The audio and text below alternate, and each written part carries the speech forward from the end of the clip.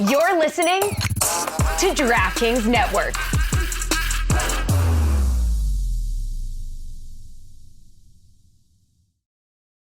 It's only a kick, a jump, a block. It's only a serve. It's only a tackle, a run. It's only for the fans. After all, it's only pressure. You got this. Adidas. Expressing your love can look many different ways. And with the right jewelry gift from Blue Nile, it can truly sparkle. Blue Nile's collection of classic diamond jewelry makes for the kind of gift that speaks volumes without saying a single word. Or switch things up with a sapphire piece sure to spark conversation. Either way, Blue Nile's Diamond Guarantee ensures you get the highest quality at the best price. Express yourself with Blue Nile, the original online jeweler, at BlueNile.com. That's BlueNile.com. Welcome to the Big Suey, presented by DraftKings, Why are you listening to this show? the podcast that seems very similar to the other Dan Le Batard podcast. I'm sorry, I'm not going to apologize for that. In fact, the only difference seems to be this imaging. I have been tempted in restaurants just walking past tables to grab somebody's fries that if they're just there. That hasn't happened to you guys? I've done it. And now, here's the marching man to nowhere, Fat Face, and the habitual liar.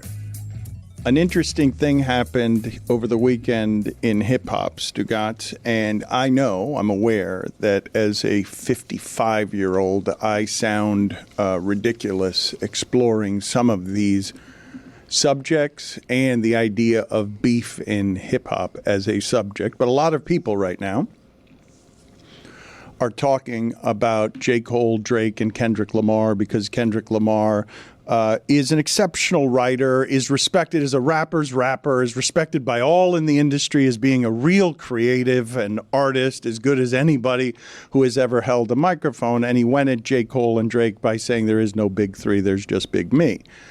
And J. Cole and Drake have been tempted to respond because these things tend to escalate. And the history of this game is there's only one goat. There can't be several goats. And when somebody claims to be the goat or goes at someone else, then that person is basically obligated to respond. And I just love that J. Cole went the total other way. Now, in rap and hip hop, if, Benzino is weeping because hip hop because Eminem will not acknowledge him, Benzino is viewed as a laughingstock and weak because he is somebody that doesn't know how to just keep the beef alive. So this is viewed in many circles. What J. Cole did this weekend is viewed in many circles as weak or afraid that Kendrick Lamar would go after him and that J. Cole's response would be to apologize.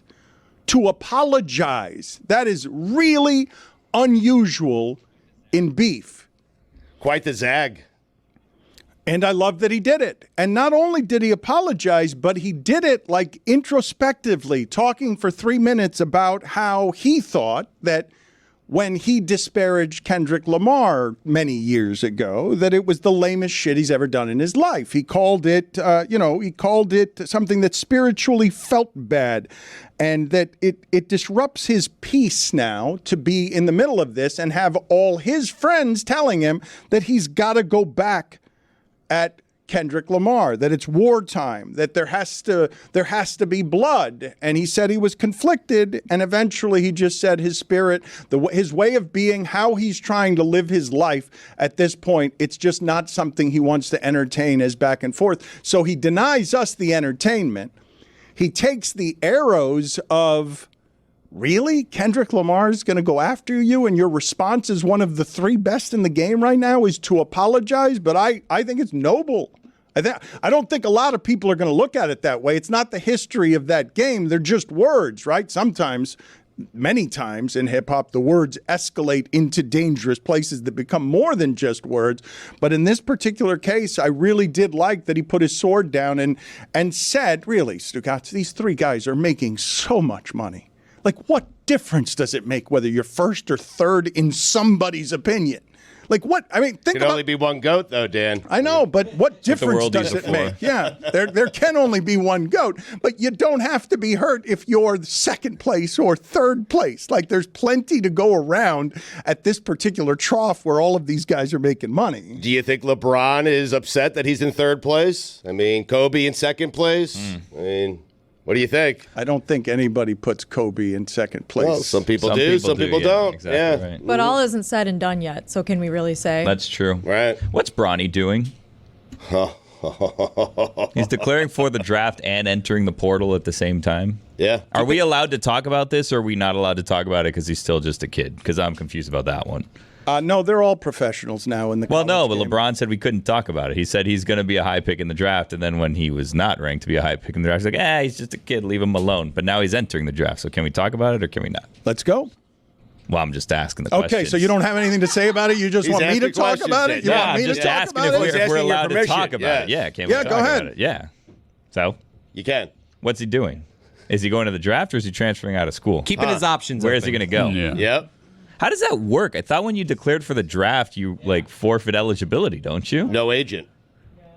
That's right. I think he can get a draft evaluation and then decide if he wants to play next You're playing year. by old rules, College. Billy. They have more options in general now, and he's just maximizing But don't all quote of his me. options. Why wouldn't he? But many people are saying he is not nearly as good as his father thinks he is, and everything that we have seen from him in college suggests that he's not as good as his name would suggest. But it doesn't mean he's not a pro prospect. It's just there are plenty of people who think that he's got plenty of work to do before he becomes a legitimate pro prospect. His coach left too, which then started this domino effect, which now brings Coach Cal to Arkansas. Just a wild string of events, Right. and I feel like this is all conference realignment's fault. So you're saying Bronny to Arkansas? Huh. No, SMU, I think, Bronny. I like what LeBron is Maybe doing, though, Arkansas. because this is the only opportunity I think he'll have to ensure that his son is going to be a first-round pick. If you're a team in the NBA that feels like you're a LeBron James away from making a deep run into the NBA playoffs, perhaps winning a championship, Knicks, I'm talking to you, you draft Bronny. Yeah. You do, to get LeBron. Yes. Why are you talking to the Knicks? You told us a month ago you didn't want LeBron. That was then. This is now, Dan. I mean, That was a world where Coach Cal was coaching in Kentucky. you Yeah. know? Different world now. Yep. Also, all wasn't said and done. Yeah. The smoke hadn't cleared yet. What if Greg Popovich goes and chases his dream to become a D3 coach and then Bronny goes there because LeBron always wanted to play there? Chase the dream. I'm glad you took the topic where you did, Billy. You had so much on it. You know? He was just asking. I do what I can. I just ask a question. Right. You do as little as you can.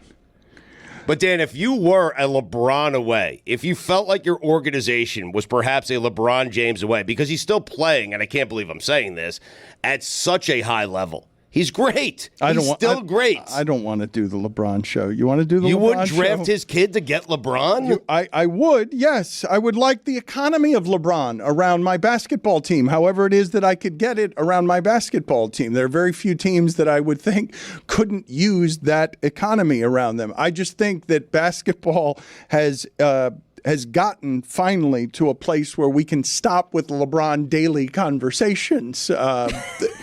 But no, evidently not. I will say, though, as it regards Calipari and the idea that a Tyson Foods billionaire can just buy himself a Calipari, I do embrace the modern age of college sports where we're going to dispense with any of the nonsense and just say, yep, a billionaire booster can just go buy Calipari. And all of a sudden make Arkansas matter more than it has mattered since Nolan Richardson in basketball. Who? When's the last time? Nolan Richardson. Yeah, they won a championship. They almost went back-to-back. Scotty Thurman, Corliss Williamson. It was a great team. Yes, Jeremy doesn't have any idea who Nolan Richardson is. Ryan Why, Sorry, he's Express. 82. why would he, Roy? Why You were would so he? offended. Why would? Why He's would, young. He's young. He's very young. He doesn't know. But- Learn your history. But it has Arkansas. Learn your history. You're going to have to forgive me on not knowing the history here. I don't know if Arkansas has had any kind of sincere relevance since Nolan Richardson. They had Musselman. Off the top of my head, isn't he at USC now? Yes. Off the top of my head, though, I do not think of them. I think they just bought their way into the game. This is the way you can do it in the modern age. Even if Calipari is falling behind, even if Calipari is not perfectly suited for the NIL era, even though Kentucky and one and dones came undone this year and for the last couple of years because he has not been dominating the sport. You buy yourself a Calipari, you've bought yourself immediately into the relevance game. To me, the contract, I don't know how much he's being paid over 5 years, but you get on the front end of that contract, you're getting 5 years worth in the first year because of what he does for your program in immediate ticket sales just by creating hope around what you're doing. Under Musselman, Arkansas went to back-to-back Elite Eights. So they had a run, and then Musselman had a bad year this year, and he got let go, and now he's at USC. This is going to be interesting. Calipari, Dan, everything you said is right about Calipari, but he made 4 Final Fours with Kentucky, hasn't made one in, I think, 8 or 9 years. So, I mean, how good of a coach is he?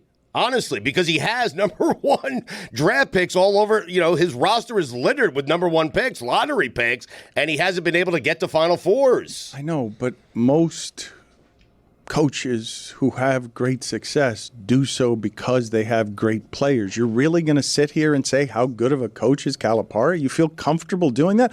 Like, if you're comfortable doing that, then who's actually a good coach, Stugotz? Like, go ahead and name all the guys that you have making magic out of nothing, out of having no players. That you have to have the... Well, he's a great recruiter. I'm not saying that he's not. Okay, but that is enough. What the Tyson Foods billionaire is buying is someone who's a great recruiter.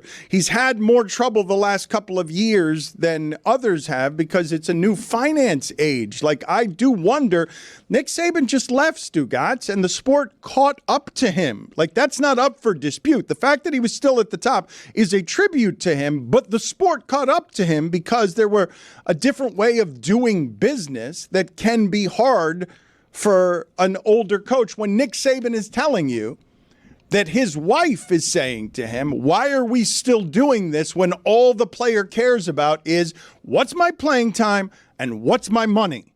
That's all I care about. There's not a third place. I don't want to see the library. I don't want you to tell me how you're going to make me a better man. What I care about is my playing time and my money. If you strip it down, Stugotz, and give the players freedom, options, money, and no limits, it's going to be about greed and money. It's going to be about how do I best get, according to a 17-year-old's sensibilities, the things that I want. And a 17-year-old is thinking about playing time, money, and toys. Right. And getting to the NBA, right? Cal's yes. good. Yeah, he's a good coach in that regard. Yes. I mean, he can say that. Nick Saban can say that. And I just don't, like, what are you going to criticize about Calipari's coaching? Go ahead, give me the details. Well, I'm just saying, hasn't been to a Final Four. With all that talent, he gets the talent to his school, but he hasn't been to a Final Four in 8 years. That's it, with all that talent. That's what I'm criticizing. That's it. Yes. Yep. So that's it. Get to the Final Four. Got a point. Yep. Yeah, I mean, no, sure, get to the Final Four. It's hard to get to the Final Four, but sure, don't lose. Okay, what makes yeah, that's right. Yeah, don't lose one game and one game samples. Okay. Well, no, for 10 straight seasons. I think the last time he was there was winning is 2015. kind of the point, yeah, they're paying him $8.5 million to win. Mm-hmm. Who's going to replace Calipari at Kentucky? Because I'm thinking Pitino, Billy Donovan, Coach K, or Dawn Staley. Ooh, 109-3 her last 3 seasons with a national championship. Stugotz here for my friends over at Simply Safe. Springtime is all about fresh air, fresh starts, and freshly cleaned homes, and it's the perfect time to give a fresh look at Simply Safe Home Security, the only home security system I use and recommend. I've had it in my home for many, many years. I love it. Springtime to me, we love to travel, and I love the fact that no matter where I am in the world, I can keep an eye on my home thanks to Simply Safe Home Security. Simply Safe blankets your whole home in protection. It has sensors to detect break-ins, fires, floods, and more, plus a variety of indoor and outdoor cameras to keep watch over your property day and night. It's backed by 24/7 professional monitoring for less than $1 a day. Simply Safe has given me and many of my listeners real peace of mind. I want you to have it too. Get 20% off your system today when you sign up for Fast Protect monitoring at simplysafe.com/DLB. That's simplysafe.com/DLB. There's no safe like Simply Safe. Don Batard. We were talking to and about Freddie Gibbs, and then Greg Cody made an appearance, and Chris Cody made an appearance, and we were talking about the possibility of Freddie Gibbs actually having the rap album of the year. At which point, Chris Cody, who is too young for this and doesn't know like athletes from the 90s, right. Chris Cody, you okay? Says, is that is that Barry Gibbs? Is he? And so then the Bee Gees start playing. Stugotz. Well said. A little bit of a struggle, a little bit rusty here. This is the Don Batard Show with the Stugotz. Gonna get right at it here with JJ Redick. No pleasantries. He is no longer an up-and-comer in the business. He is doing giant things in the media, Stugotz. I have told you. I wonder what his opinion is on what I'm about to say here. I have said a couple of times in the last month, JJ, that you're going to make more money in your media career than you did in your playing career. Am I wrong? Huh. That's an interesting take. Hadn't really thought about that. Yeah, I don't know, Dan. I don't know. How much money's in your bank account right now? Tell us. That is How not, rich are you? That is not what I was asking him. I am just saying he's going to have 20, 25 years to do this, and if he continues conquering at the rate that he's doing it, he's made some very interesting and good choices on what it is that he wants to do. So let me talk to you a little bit about the options you had. Did you turn down an NBA head coaching job? Not a head coaching job, no. I interviewed last year for the Raptors head coaching job. I was not offered the opportunity to coach that franchise. There was a number of assistant coaching opportunities, particularly my first sort of year and a half of retirement that were presented to me. Had conversations with different head coaches about doing that sort of thing. Life is about timing. That's why, Dan, to answer your question, I don't know, and frankly, I don't care. I'm motivated by the enjoyment and fulfillment of doing something. So for me, I really wanted to call games, and once I started calling games, I said, "Oh, I really like this. I would love to call the finals someday." Did not think it would happen in such a short amount of time, and obviously there was a bunch of circumstances that led to getting bumped to the A team with Mike and Doris. But I get to call the Eastern Conference Finals and the NBA Finals this year. Like, that's my motivation. Same thing as a player. Like, I wanted to be really good I wanted to be great at my craft. I probably settled on really good. I didn't get to quite to great. So it's the same thing here. I want to be great at what I do. I want to enjoy it, and I want to do it with people that I enjoy working with. And so far, it's been wonderful. He made over $116 million in his NBA. A lot of pocket watchers over at the Dan Batard show. A lot of pocket watchers. No, I don't. We don't have any. I don't blame you for not caring. You made 116 already. I mean, I am interested in the choices that you're making, though, because you have all of them available to you. What is the most fun? Oh, great question. I would honestly say this. Everything I get to do, I enjoy. There were some things early on, my first year, I signed a 1-year deal. There were some things that I can't say I enjoyed it. I did it because I was contracted to do it. But there were some things like I've been on NBA Today in person, I think 3 times total. Twice my first year in LA, once this year in Vegas for the in-season tournament. I really enjoyed that. When I did NBA Today from the New York studio, you're in a closet for an hour with a camera on you and a screen in front of you. And it's a very small room, and you just sit in there with no cell service, and you don't get more than 10 to 15 seconds at a time. And I'm sitting over there and I'm like, I'm jealous of the people that are in studio getting to do this, right? So everything I've chosen to do at this point, whether that's been First Take, the podcast, the new podcast, Mind the Game with LeBron, the DraftKings segments that we do on our YouTube channel, and obviously calling games, I enjoy all of it. I would say the best thing for me, truthfully, is calling games.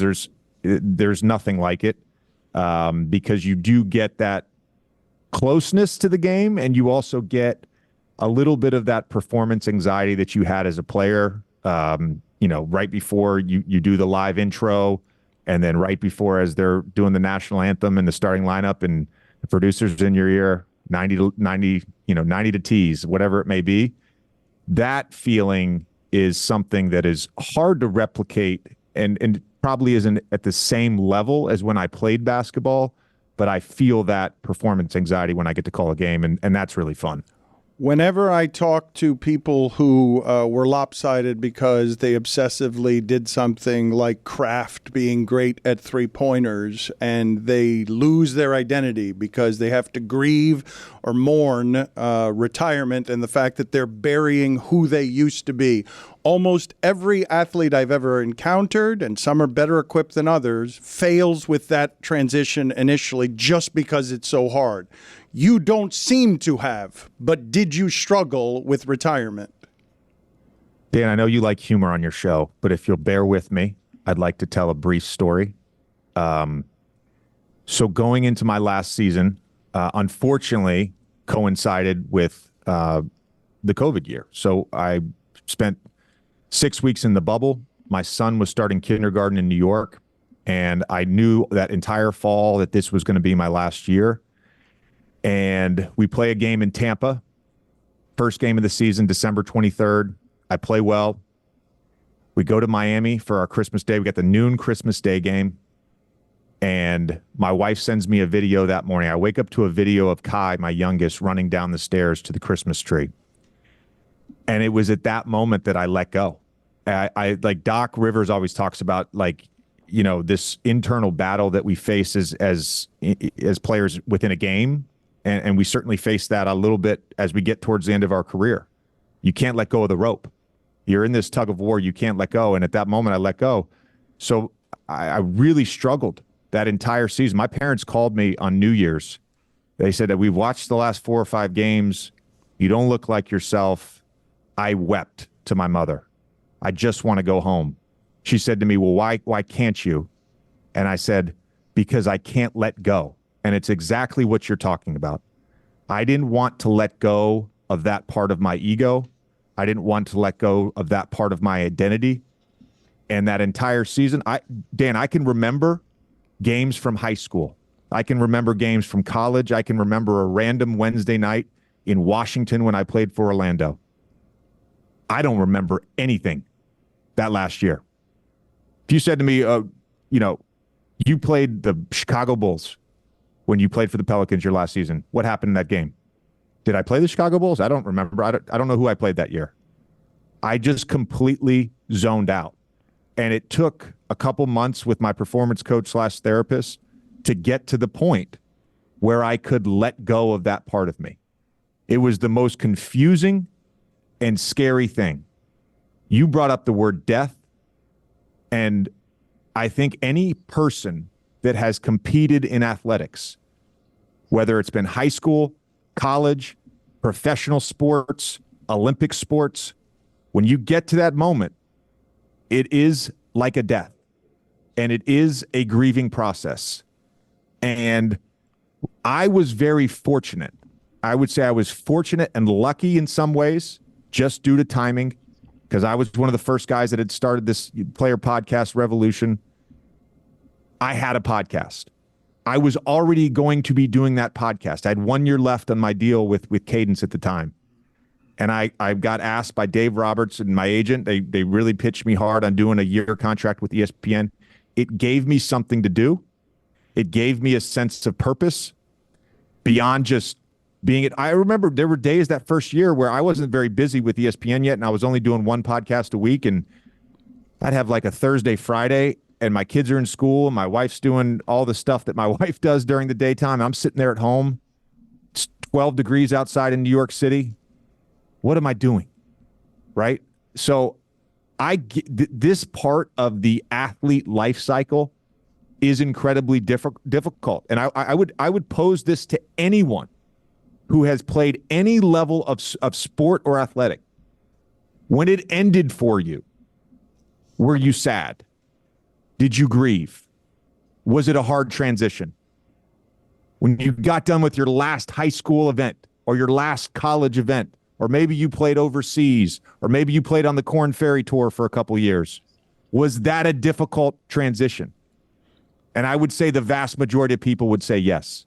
Now imagine dedicating your life, 30 years of my life, to one thing. LeBron talked about it on Mind the Game. You have to sacrifice loved ones. It was such a selfish pursuit, and I was all invested at all times. And then that ends. Of course it's difficult.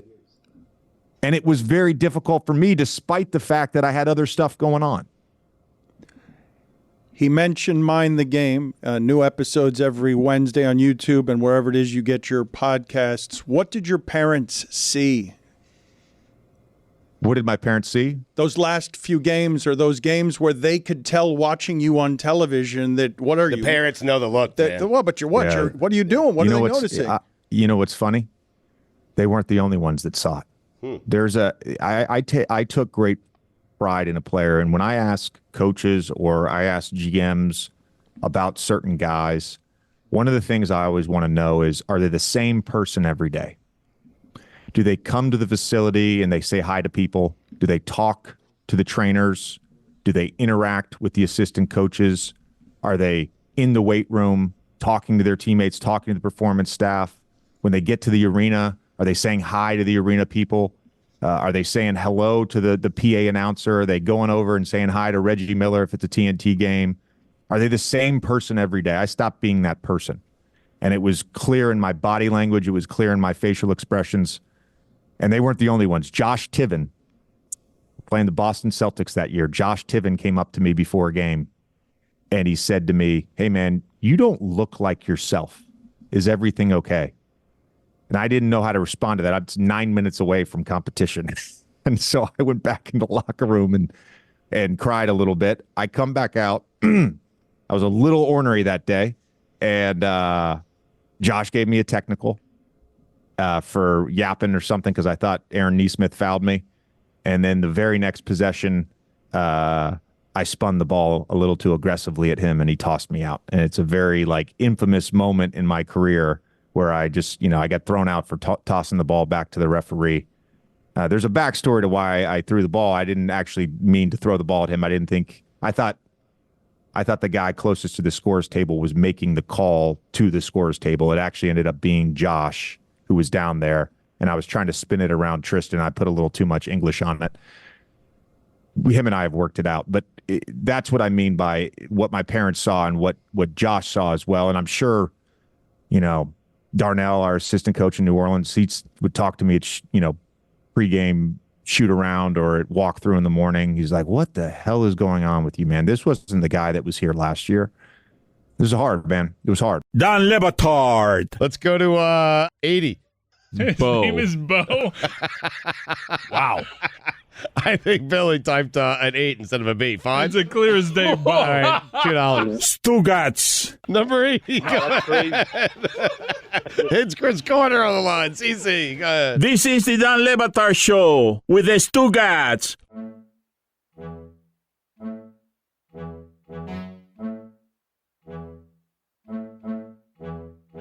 We have players like Kevin Love in the league embracing fixing your mental health. Where do you think we are right now in the league when it comes to mental health? I think we're in a much better place than we were when I first started in the NBA. I think the fact that guys like DeMar DeRozan, Kevin Love, coaches, everybody's just more open about it. And it's talked about in public forums. I've had chats with young players, even in retirement, because I'm always available for guys if they need something. are you talking to anybody? I know you're dealing with this issue. Are you talking to anybody? And it's no longer a taboo thing to be like, hey, guess what? I'm in a little bit of a high pressure situation. This is the thing that always annoys me. It annoys me when we do the discourse thing. And Dan, I know you've gotten on me because you're like, you choose to be on First Take and you make fun of it. And I'm like, that's fine, dude. I recognize what First Take is. I recognize what this whole ecosystem is, and I have no problem with it. Whoa. It's fun and entertaining. Dan, hold on. Who's gotten on you? Who's gotten on you? I like what you do. I like how disruptive you are on First Take. People on your show. I don't like how you treat Mad Dog. He's an idol to me. That's all. I'm just saying. And you're not. This show's not the only one that's ever pointed out the hypocrisy of it. I'm totally comfortable with that. My point though is like the idea of who is under more pressure. It is the stupidest fucking question, and excuse my language. We are all under pressure at all times. That is the nature of a highly competitive, highly cutthroat, 450 jobs, eight-man rotation. That's 240 basketball players in the world that get to play in the NBA on a consistent basis. There is always pressure. And there is a cloud that is on you every single day of the NBA season. It is not till the offseason that you don't feel that. There is a weight on you. So that's the pressure that exists in our sport. So the fact that guys are now seeking out just someone to chat with, a trained mental health professional, I think is wonderful. And I give credit to DeMar specifically and Kevin as well for leading this group of players, this generation of players, into recognizing that it's okay. It's okay. UConn Purdue tonight, 9:20, way too late. Who has more pressure? I was hoping you'd do a spit take there. I was hoping you were going to spit take there. I got him as he was drinking. You almost got him. That's great. I enjoy what it is that you do on First Take. I enjoy how disruptive you are. I enjoy how smart you are. And when it comes to questions like that, most pressure, I enjoy that Shannon Sharp has to say to you, will you please embrace the hypothetical? We can't do a show. And you're like, they tried to foist this on me in the pre-production meeting, and I didn't want to talk about it there either. I like that you pull back the curtain on all of that stuff, and I like what you're doing in general in the media. But I want to circle back around to what you were saying about your son letting go and the Christmas tree. Can you tell me what was happening there? Can you take us back to that moment and how it is that you were able to let go? Yeah, so, this was 2020. So he had just turned 4. He was about 4.5 years old. And anybody who's had kids knows the joy that a 4.5-year-old has on Christmas morning. And so he runs down the stairs of our apartment and he sees the Christmas tree all lit up and all the presents that Santa has brought. And it was hard because I didn't get to experience that moment with him. And again, that was also, I think it was harder because I had played on the road before on Christmas. I think I played 12 of the 15 years in the NBA. I think I had a Christmas Day game. Sometimes my family would come, sometimes they wouldn't.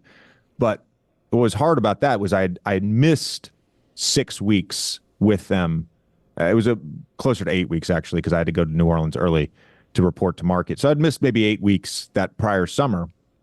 And like the off season, if you have a family in professional sports, whether you're a coach or a player, like the off season is like the bread and butter. That's like the sweet spot. That's why you do it.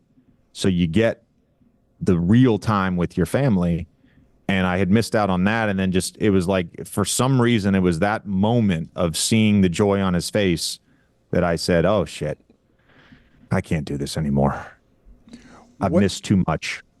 When you talk about things that annoy you, and there are many because you articulate them all the time, what annoys you most about the way basketball is covered by the mainstream media? Again, I want to be fair here. People watch discourse shows. the discourse shows go viral. There are funny moments. There are entertaining moments. I think Stephen A., I've worked alongside him for almost 3 years now. It's one of the smartest people I've been around. He really, truly is. And you can disagree with some things that he does or whatever, but I've genuinely enjoyed it. I think what annoys me is that the game gets lost. That the things that I grew up watching and the things I grew up being talked about, that has been lost. And it's nearly almost universally specific to basketball. And it's really interesting. I'm sure you guys are going to talk about this, and I'm sure you followed along. It's really interesting what has happened over the last 2 weeks in women's college basketball. We have witnessed some of the best performances in recent memory. We certainly, I'm not going to get into the GOAT debate at all, but Caitlin Clark, Angel Reese, Don Staley as a coach, like we're in real time witnessing some of the best basketball players and coaches in that sport. In all of basketball, I should say. I'll be fair, in all of basketball. And we've spent 2 weeks on the bullshit. That's what annoys me. Mind the Game, new episodes every Wednesday on YouTube and wherever you get your podcasts, I imagine is the zig to that zag, right? When you complain about people don't want to be educated, I'm guessing that you, as someone who appreciates the roots of basketball, I'm guessing that you being across from LeBron James are simply awed by being able to pick that mind. I've always had a deep appreciation for LeBron and the mental side of his game. And obviously I competed against him. I didn't play a lot in 2009 in the conference finals, but, I'm sitting there on the bench watching what he's able to do. 38 points a game, 8 rebounds, 8 assists with 0 spacing. And I'm like, that he's different. He's different. In the same way that I watched Kobe Bryant, he was different, and I've had Luka's the same way, Jokic is the same way, James Harden is the same. Like, these guys think the game and they court map the game at a different level. And there are certain coaches now that I get to interview before games that, you ask them a couple questions and you're like, okay, these guys think about this differently. And there's a lot of joy that I get out of that. And it's an incredible opportunity. I don't look at it as like an opportunity for me. This is an opportunity for any basketball fan to listen to one of the greatest players ever talk about the game of basketball. We saw that for a few years with Kobe, and God rest his soul. I think him being gone, there's a void there. Like, how many of the all-time greats are talking about the game? I don't know if there's anybody. I just don't know. And so it's an opportunity for fans to get an inside glimpse at how the game works, the why. I never forget when I first signed up to do ESPN, somebody asked me, what do you hope to do? And I didn't know what the landscape was. I truthfully did not know First Take was a debate show. I'm being honest with you. I did not know that. And I was like, I want to help explain the why. Like, I want to help explain the why. Why are you putting 2 on the ball against Steph Curry? Why is Draymond catching the ball with no one in the middle of the court and he's got a 4-on-3? Why are they back cutting out of the corner and Draymond's hitting Iguodala or Andrew Wiggins on a lob pass for a dunk? Why is that happening? It's a great pass. It's a great cut. It's a great finish. It's beautiful to watch. But why? And that's essentially what this show is. There's a level of why things happen the way they do. JJ, did LeBron finish the sentence, do you want to host a podcast with me, before you said yes? Like, was he able to finish that sentence, or you just said yes when he called? Well, how do you know that he called me? I don't. Yeah, see. Huh. So you're making assumptions here. Right. You're making assumptions. That's interesting. But had he called you, Time to JJ? throw away all journalistic credibility and get reckless. Here is something we like to call reckless speculation. You're good. You're good to answer that now, JJ. Oh man. Look, I we met in December. Group of us met just to have a sort of initial conversation, and I think it was trying to figure out, the biggest thing was just trying to figure out what the show was, what it would look like, what the format would be. We went through different iterations of it. I think it wasn't about like, yes, I'll do it. It was like, all right, let's figure out how to make this work. I mean, even now it's like I'm flown to LA twice to record these episodes in person. I live in New York City, man. It's like trying to figure out how to make it all work. It's not like a seamless thing. He's an active player trying to get into the playoffs and make another run. So the logistical stuff of it has been interesting to try to figure out.